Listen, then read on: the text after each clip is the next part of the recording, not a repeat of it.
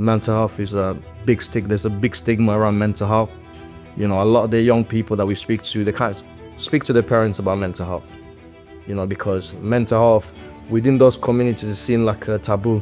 That's one of the big issues that young people face right now. And Be the Change, literally, we've been working around that. Welcome to the Tales to Inspire podcast. Before we get started on this episode, I would like to invite you to our community so that you can hear more stories to inspire change within your life and positive change within the systems in which we live. All I want you to do is to click on the subscribe button. Your comments mean the world to us with anything that's resonated with you, and I absolutely love your support.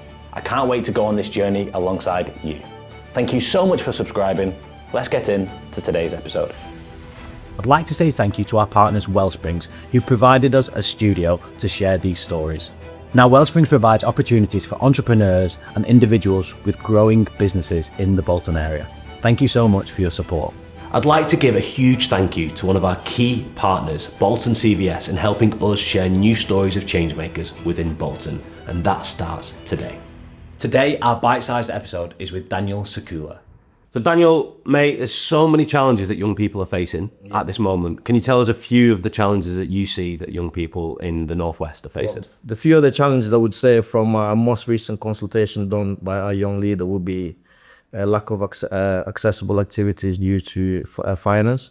So as we all know, the cost of living has gone up massively, and a lot of parents are struggling with basic things, and paying for their kids to do activities is the least thing. Most parents would rather get food, than paying for the kids to go to do football or go to other activities. And that's one of the things that came up during our recent consultation. And secondly would be like not enough role models. That's a big thing. Again, for myself growing up, I didn't have that. And that's what I do. So I always say to a lot of the young people, like, I literally wish I had someone like myself growing up. That's one of the things. There's not enough role models. In the news, all we see is bad things.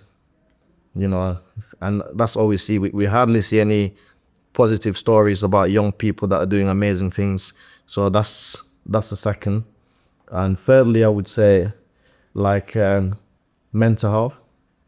Yeah, mental health is literally a big thing. So, madly enough, over the last 2 years, we actually been working on a social action campaign funded by BBC Children in Need. Okay. And that was all around mental health. And that also came about through a consultation by the young people. And obviously with the majority of the young people that we work with coming from minority backgrounds, mental health is there's a big stigma around mental health.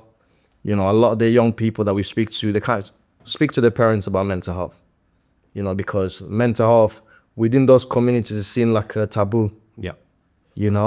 So, and that's one of the big issues that young people face right now. And Be the Change, literally, we've been working around that. We brought a mental health worker with the project, and she's been running mental health workshops every week for the last 2 years with a group of young people, teaching them how to break down barriers, how to communicate with their parents, how to speak to the schools, and why it's important to speak to a trusted adult, and that's the third challenge young people face. And the fourth one, There's four of them. I love it. Go on. Because we speak to a lot of young people all the time. Yeah. So we get to hear it all the time. So the fourth one, I'll say, knife crime, drugs. Right. That's a big thing. That's literally a big thing. And a lot of young people don't feel safe anymore. They don't feel safe to go on the streets because there's a lot of drug dealing. There's a lot of knife crimes. And if you look at it now, within Greater Manchester, like before we used to always hear about London because that's what we see in the news. Yep. You know what I mean? But now we're starting to see it even in Bolton a lot more now.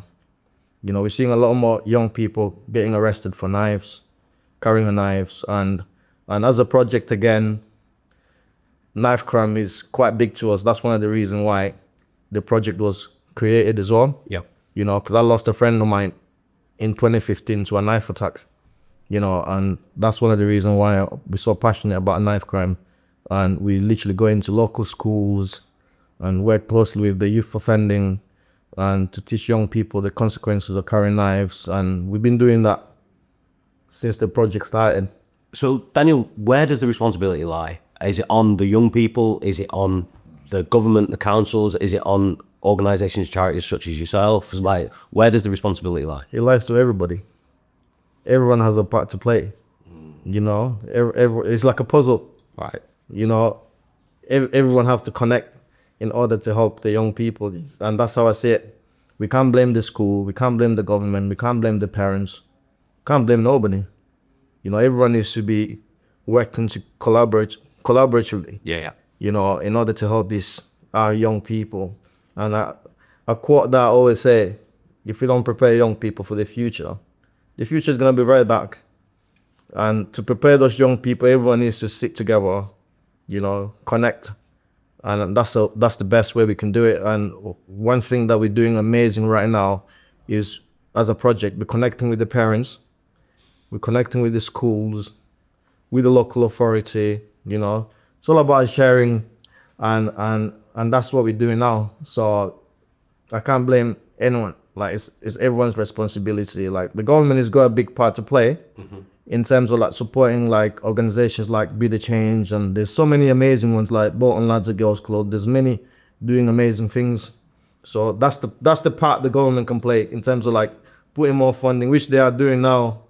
You know, so continue doing that, and then we've got a local authority working closely with the community groups, and that's the best way to do it. That collaboration. Like Collaboration, you say, yeah. Blame never helps anyone. Yeah, I always say you can't play the blame game. Yeah. You can't blame the parents because, like I said, a lot of parents, they don't have the finances. Yeah. And their challenges are... Their challenges, you know what I mean, most of them are not working. Yeah. You know, if you look at the young people that come to the project, a lot of the parents, they're not working. You know, so they can't provide the kids what the kids need. Yeah. So what happens then? The kids end up going on the street. They're getting things that the parents can give to them. Yeah. And that's how they end up start doing drugs, or because they wanna feel that belonging. So they don't feel like they belong at home because the parents are not able to provide that for them. Yeah. But when they're outside, their friends can provide that for them. You know, so this is all it is.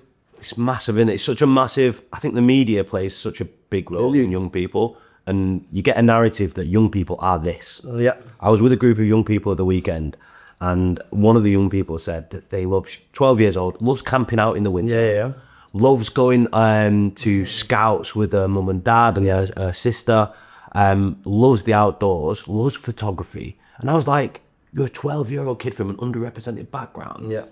And you're not supposed... The media says you don't do this. This is what I mean. And it's like, what? Like, This is what I mean. so many more times I'm starting to hear... We hear that young people are lazy. Yeah. Like, I don't see that. It's not the case. It's just because there's nothing there for them to do. Exactly. You know what I mean? It's not because they're lazy. If there's the opportunity there, I'm sure they'll want to get out. You know, so recently we've been working closely with Anderton Centre. Okay. So they're outdoor provider.